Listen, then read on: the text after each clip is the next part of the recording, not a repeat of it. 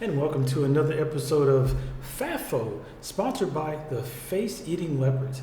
So today, we're going to talk about the AP press stating that the Trump administration plans to cut over 80,000 employees from Veterans Affairs, according to an internal memo.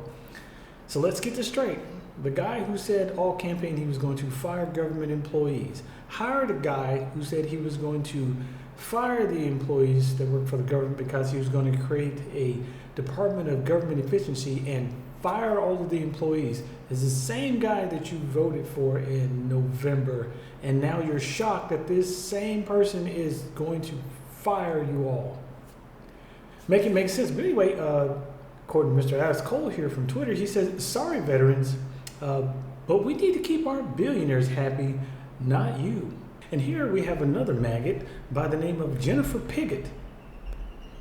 Sounds strikingly like bigot. Probably no coincidence there, just random stuff. She's a resident of West Virginia who proudly hung her Trump campaign flag outside of her home during the November election race. Now, after she was abruptly fired from her civil service job, her days of supporting Trump are over. Oh my God, what a shock. Trump once again fired more civil service employees like he said he was the whole campaign long. Rinse and repeat. You knew what this man was going to do, but yet you still voted for him. Now what are you going to do? You going to blame the woke for it? I don't think you can do that because you wanted to hurt black and brown people, and now it's hurting you. Hey, you know what? Once again, I like this for you. I think it's a good look. Remember, you voted for this. And the hits keep on coming. Mr. Dan Thomas, the passionate social servant. He says, I've been a steadfast conservative for decades. While I was initially skeptical of Trump, I've since become a devoted supporter, fully embracing his leadership and vision. But now, after being laid off from the GSA, I find myself in a tough spot, struggling to stay afloat and wondering how can I continue to support the cause when I can barely afford to live. Any advice from fellow patriots? Well, I'm not a fellow patriot of yours because I'm not a MAGA and I'm not in a cult like you.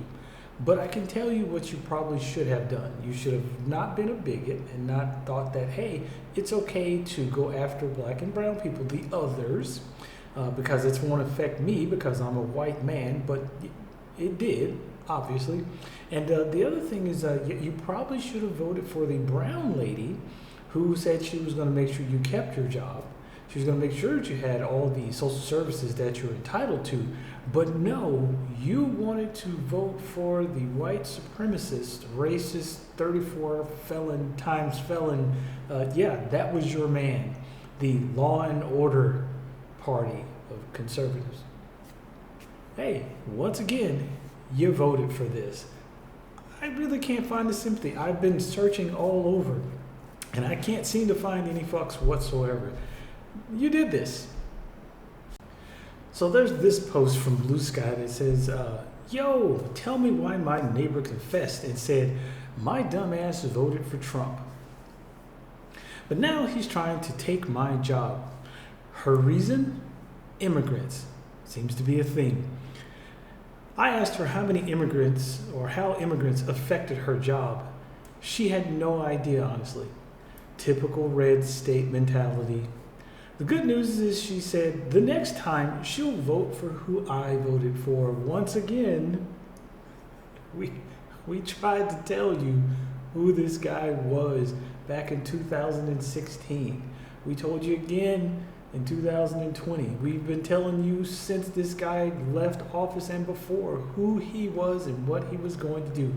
And you said white supremacy, patriarchy, Christofascism. I want to hurt the others. And this is what you get for not listening to us. I hope you enjoy I hope you get everything that you voted for. I hope you get everything that you voted for to harm the others. I hope it all happens to you. You deserve this. And last but not least, we're going to talk about Bullies who don't like getting punched in the nose after they've been running around the playground punching people in the nose. So the Kentucky bourbon is a great American success story. Distilling is a $9 billion signature industry in the Commonwealth, responsible for more than 23,000 jobs and $2.2 billion in salaries and benefits. Unfortunately, the return to retaliatory tariffs on American whiskey will have far-reaching consequences across Kentucky, home to 95% of the world's bourbon. That means hard-working Americans, corn farmers, truckers, distillery workers, barrel makers, bartenders, servers, and the communities and businesses built around Kentucky bourbon will suffer. As a distinctive product of the United States, bourbon cannot be made anywhere else in the world. It truly is America's only native spirit. Bourbon jobs are American jobs, and we can grow bourbon jobs by opening markets across the globe. Retaliatory measures against bourbon harms these markets and jeopardizes growth for years to come, including the unjust and disproportionate removal of American spirits from retail shelves and prohibition on new purchases of alcohol from American companies. Kentucky bourbon brings people together, and we hope it can unite, it can be a uniting force in this situation. In the meantime, the Kentucky Distillers Association will continue to remind leaders of the far-reaching impact of our signature spirit and our concern for the loss of American jobs. Sincerely, I put that in there myself, Eric Gregory, Kentucky Distillers Association President. Now, I can only imagine who he gave money to during the 2024 election. I can only imagine how many of these people in Kentucky, which went overwhelmingly red as hell for Trump, 23,000 jobs lost. You cannot send bourbon. If everyone keeps the tariffs up around the world, you can't send it out of the country. No one will take it. You did this to yourselves. How's that white supremacy going for you? How's that working? Because you know what? This fat ass leopard is only going to get fatter. This is your fault. You did this. You need to be happy with it. Just keep remembering that when you're losing all of your shit, that we told you so.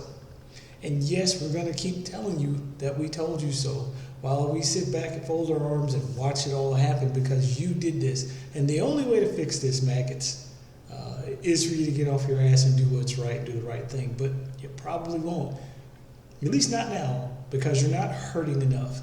But congratulations for trying to hurt the brown people.